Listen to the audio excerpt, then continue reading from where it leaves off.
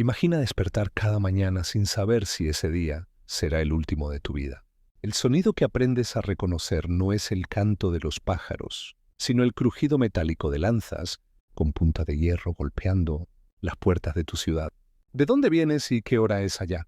Porque donde sea que estés ahora, te garantizo que es infinitamente más seguro que lo que estás a punto de descubrir.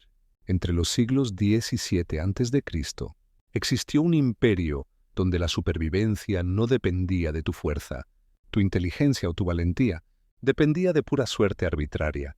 Si el ejército asirio marchaba hacia el norte esta temporada o hacia el sur, si tu ciudad se rendía lo suficientemente rápido, si poseías alguna habilidad lo bastante valiosa como para que perdonaran tu vida, el imperio asirio no solo conquistó el antiguo cercano oriente, lo transformó en un paisaje de terror perpetuo, donde el miedo no era un efecto secundario de la guerra, sino su arma principal.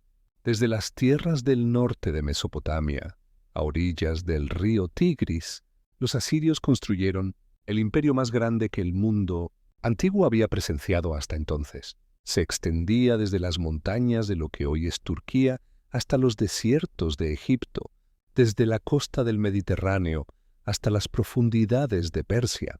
Pero el tamaño no es lo que hizo excepcional a su imperio. Lo que distinguió a los asirios fue su uso sistemático del terror.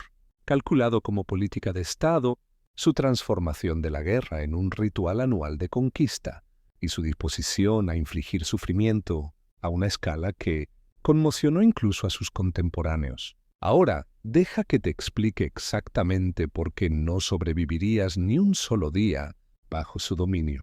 La máquina militar asiria nunca se detenía. Antes de las reformas del rey Tiglat-Pileser III en el siglo VIII a.C., los ejércitos asirios eran fuerzas estacionales compuestas principalmente por agricultores que luchaban entre la siembra de primavera y la cosecha de otoño. Pero Tiglat-Pileser transformó completamente este sistema. Creó el primer ejército profesional permanente del mundo antiguo, soldados que se entrenaban todo el año, recibían paga regular y cuya única ocupación era la guerra. Este cambio fue revolucionario. Significaba que el imperio asirio podía lanzar campañas en cualquier época del año, mantener múltiples ejércitos en diferentes regiones simultáneamente y llevar a cabo los prolongados asedios que antes habían sido imposibles con tropas estacionales. El rey Salmanasar III, quien gobernó antes de estas reformas, había hecho campañas durante 31 años de su reinado de 35 años, pero ni siquiera él pudo igualar lo que vino después. Con un ejército profesional, los reyes asirios llevaban a cabo campañas anuales. Cada año, sin falta, el ejército marchaba para conquistar nuevo territorio, suprimir rebeliones o simplemente saquear a pueblos ya conquistados para obtener tributos. Para los pueblos sometidos, esto creaba una situación insoportable. Podrías rendirte a los asirios, aceptar sus gobernadores, pagar sus tributos y seguir sus leyes. Sin embargo, cada primavera, observarías a los ejércitos asirios marchar a través de tu territorio, requisando suministros, tomando hombres sanos como reclutas, extrayendo tributos adicionales más allá de lo que ya se había pagado. Los asirios llamaban a esto recibir tributo. Pero para los pueblos sometidos se sentía como robo perpetuo, respaldado por fuerza abrumadora. La infraestructura militar que sustentaba esta guerra constante no tenía precedentes. Los asirios construyeron caminos por todo su imperio, no para el comercio, sino para mover tropas rápidamente. Establecieron depósitos de suministros a lo largo de estas rutas, almacenando alimentos y equipos para que los ejércitos pudieran hacer campaña lejos del corazón asirio. Desarrollaron una red de inteligencia que no se igualaría hasta el imperio persa, con espías e informantes, reportando posibles rebeliones antes de que pudieran organizarse. Cuando el rey Asaradón capturó la capital egipcia de Memphis en el siglo VII a.C., afirmó haberla tomado en menos de un día, testimonio de la refinada eficiencia de las tácticas de asedio asirias. El estado constante de guerra creó una sociedad donde el servicio militar era universal entre los hombres. Se esperaba que todos los varones asirios sirvieran y los pueblos sometidos eran reclutados en números masivos. Esto significaba que para los civiles en todo el imperio no había distancia segura de la violencia. Tus hijos, hermanos y padres serían llevados a pelear guerras asirias. Tus cultivos y ganado alimentarían a los ejércitos asirios. Tu trabajo construiría fortificaciones asirias. Y cualquier signo de resistencia o renuencia traería todo el peso del poder militar asirio sobre tu ciudad. Entre campañas no había paz. El imperio enfrentaba rebeliones constantes de pueblos sometidos que, al no ver otra opción, elegían luchar incluso sabiendo lo que significaría la derrota. Los babilonios se rebelaron repetidamente, a pesar de ser aplastados con violencia horrible cada vez. Las ciudades de Siria y el Levante formaron coaliciones, esperando que unidos pudieran resistir lo que no podían derrotar solos. Pero el ejército profesional asirio, con sus armas de hierro, sofisticado equipo de asedio y fuerzas de caballería, derrotó cada desafío. La batalla de Karkar en 853 a.C. vio a los asirios enfrentarse a una coalición de fuerzas que incluía miles de carros e infantería. Los asirios reclamaron la victoria y continuaron su expansión. Ahora viene la parte que realmente necesitas entender. El castigo en el imperio asirio nunca fue privado. Era teatro, escenificado para el máximo impacto psicológico. Cuando una ciudad se rebelaba contra el dominio asirio, la respuesta seguía un patrón predecible que hacía ejemplos de los derrotados. El ejército asirio llegaría y ofrecería términos: rendirse inmediatamente y recibir un trato relativamente indulgente, o resistir y enfrentar la destrucción total. Aquellos que elegían la resistencia aprendían que las amenazas asirias nunca eran vacías. Después de que terminara el asedio, los líderes de la ciudad serían llevados ante los comandantes asirios para ejecución pública. El desollamiento estaba reservado para reyes y altos funcionarios. Este método fatal de remoción de piel realizado mientras las multitudes observaban, la piel removida luego exhibida en paredes o postes como advertencia permanente. Los soldados comunes y combatientes enfrentaban ejecución por empalamiento, estacas de hierro que terminaban sus vidas a la vista del público, luego erigidas alrededor de la ciudad para que cualquiera que se acercara viera docenas o cientos de hombres muriendo. La población civil enfrentaba diferentes horrores. Mujeres y niños serían perdonados de la muerte, pero solo para ser vendidos como esclavos o deportados a miles de millas de sus hogares. Los hombres podrían ser cegados por medios severos, dejándolos sin vista, para vagar como recordatorios vivientes de lo que les sucedía a quienes desafiaban a Asiria. Otros sufrían desfiguración y mutilación física que los marcaba permanentemente como enemigos derrotados. Las inscripciones de Assur-Nasirpal segundo describen la creación de pilas de defensores, ejecutados fuera de las ciudades, conquistadas, exhibiendo los restos de quienes resistieron para crear monumentos, macabros visibles desde gran distancia. La tortura pública servía múltiples propósitos en la política asiria. Demostraba el poder del rey sobre la vida y la muerte. Satisfacía lo que los asirios veían como justicia divina. Los rebeldes contra Asiria eran rebeldes contra el dios. Asur mismo y su castigo era, por lo tanto, sancionado religiosamente. Lo más importante, enviaba un mensaje inequívoco a otras ciudades que contemplaban la resistencia. Los relieves del palacio asirio muestran soldados sonrientes, llevando a cabo estas ejecuciones, arqueros matando enemigos que huyen en retirada, guerreros ejecutando prisioneros sin remordimiento.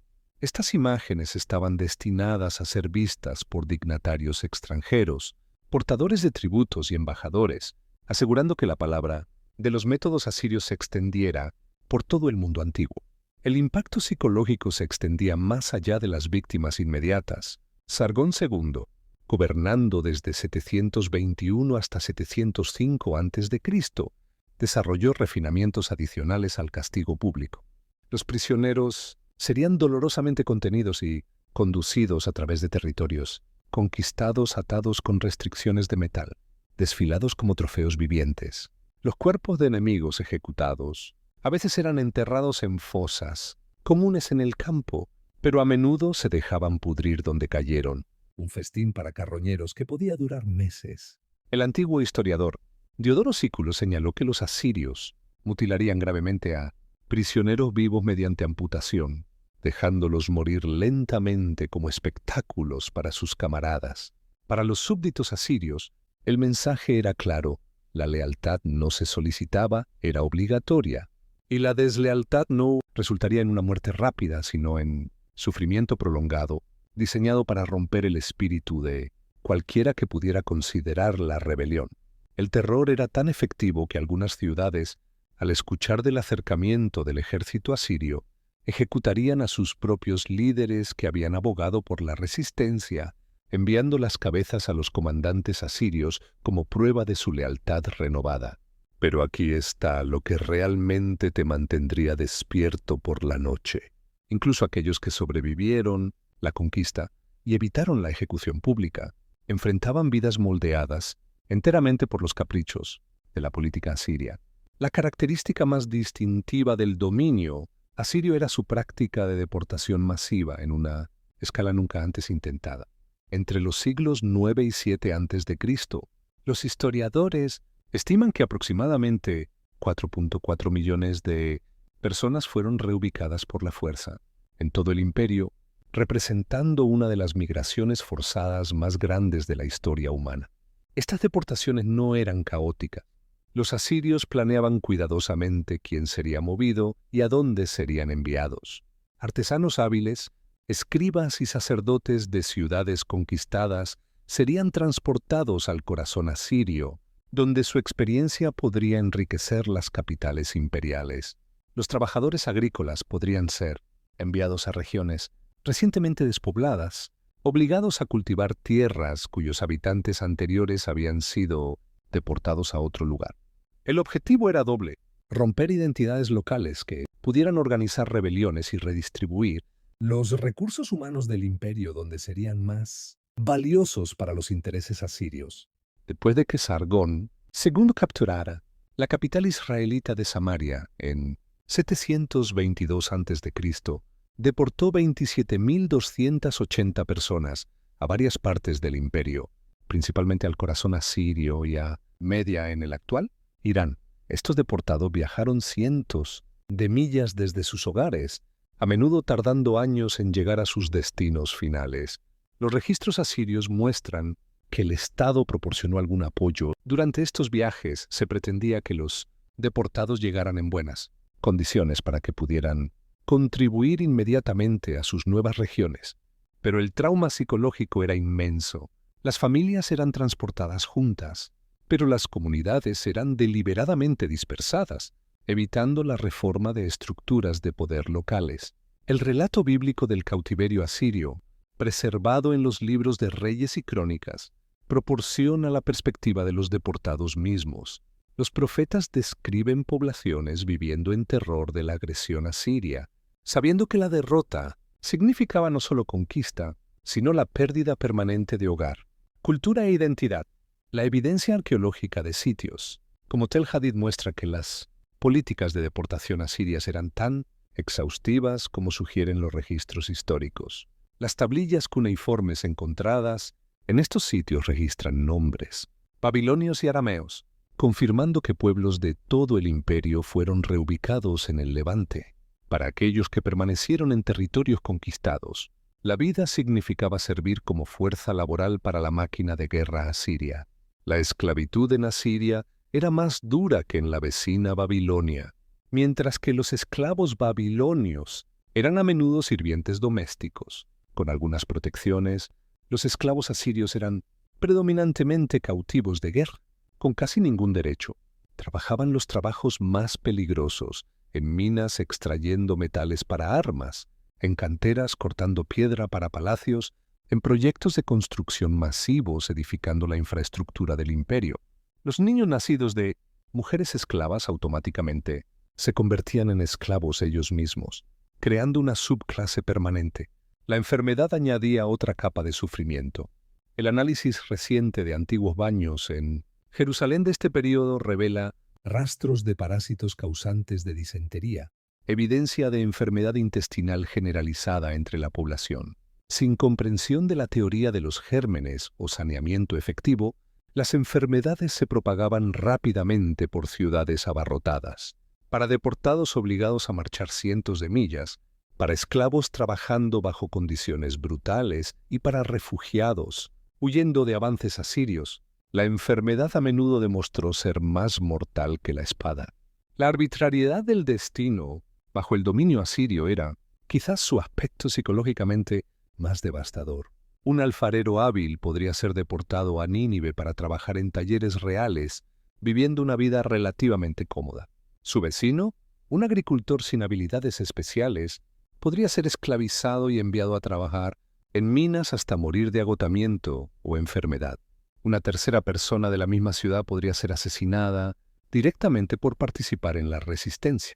No había forma de predecir qué destino te tocaría. La supervivencia dependía de factores fuera de tu control.